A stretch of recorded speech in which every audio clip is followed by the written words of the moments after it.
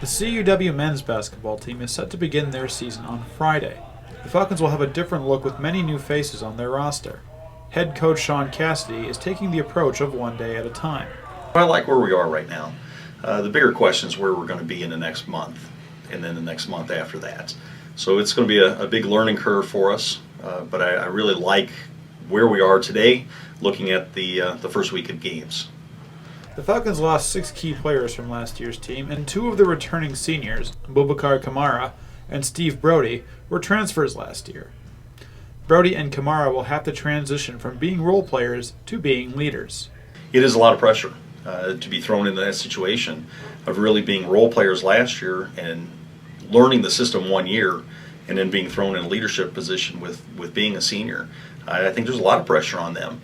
Hopefully they don't feel too much of it, that they can still go out and be the type of players we need them to play. Just there's other guys that can carry the load. But anytime you have 3 guys that are only seniors in the team, it puts a lot of pressure on them to make sure that we're doing things correctly. The Falcons also returned 2 other role players, junior Mark Scholes and sophomore Keith Caulfield. Both players started 1 game last year and are expected to step into larger roles. I have a lot of trust in them, even though they really don't have a whole lot of experience. But there's a lot of leadership that falls on them, and we're expecting good things out of them this year. Maybe a little bit too soon for them right now to bear that weight, so we're going to have to rely on other guys to step up. But I see them emerging as the year goes on as really foundations of our team. Coach Cassidy will have to rely on a very young roster. The freshman class coming into this year will have to be involved from the very first game. Our freshmen can compete. They're an outstanding freshman class. If I didn't have this class, I'd be a whole lot more concerned about the season. They're ready to play. They're anxious. They all come from great programs that succeeded in high school.